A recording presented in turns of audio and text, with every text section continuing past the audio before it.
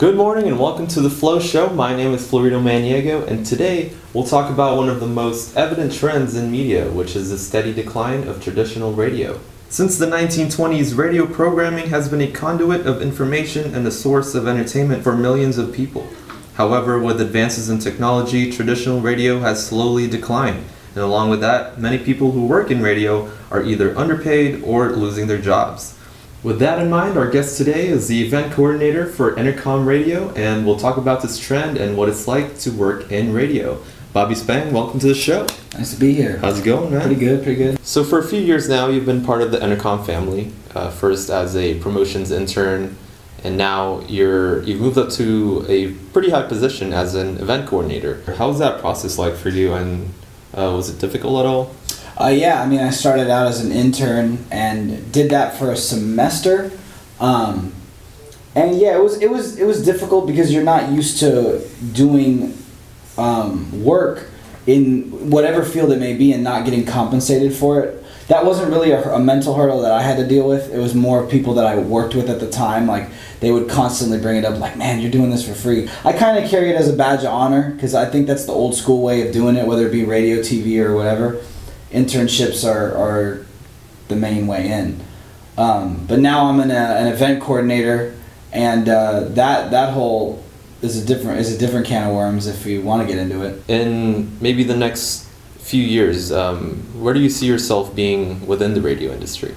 I'm definitely not in promotions. I'm only in promotions due to the flexibility. Once I graduate, I want to get more on the programming side. Eventually, I want to have my own show. Sports talk. That's where I'm really focusing my energy. But yeah, definitely not in the promotion side. I want to get on programming, whether that be a producer or a board op or whatever that may be. Right. But if you do end up staying within the radio industry, there's definitely going to be a lot of competition, especially indirect ones like Spotify and Pandora. But in terms of the traditional radio industry, where do you see it going in the next 5 or 10 years? Both. There's two different sectors. Sports talk I don't think is going anywhere because there's always going to be people that want to talk sports similar to news. There's always an audience for it.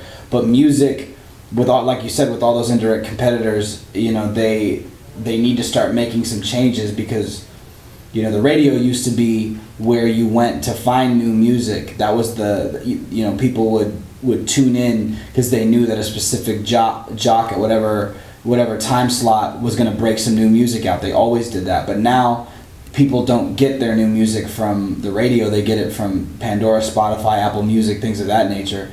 So the music radio industry needs to figure out how to bridge that gap. Well, even though there's been a decline in listenership, according to Statista.com, revenue for U.S. radio broadcasters has actually seen a slight increase. Why do you think that is? I think that's due to, there's been mergers and different companies buying out other companies and also it's just, I think it's natural inflation that's been going on in the economy. Your minimum wage right now in San Francisco is 15 something, if I'm not mistaken, 15. So, if that's going up, you can only imagine what's happening at the higher levels. Well, LA Times, Ryan Fonder actually wrote a piece one day that traditional radio can actually still be on the rise despite digital media. What would be the next steps for traditional radio to either maintain the same level of listenership or even increase it? I think on the music side, they definitely need to take advantage of social media. Social media, YouTube, any other way to get content out besides just your main platform. You have 15-year-olds that are making millions of dollars because they know how to use their phone and they know how to use Instagram and Twitter and they know how to market themselves correctly. So I'm not saying take hints from little kids, but what I am saying is maybe you should look at their marketing strategies and how they get their name out there and what are they doing to further their followers, their listenership, or whatever that may be. Just take bits and pieces from each person and see how you can turn it, and make it your own. with all the technological advances, definitely they need to adapt to that to make sure. something happen. Well, thank you, Bobby, for coming in today Thank at you. the Flow Show. Make sure you tune in for our next episode. Go follow me at Go With My Flow, and go follow Bobby Spang at bspang22 on the gram. All right, and we'll catch you later.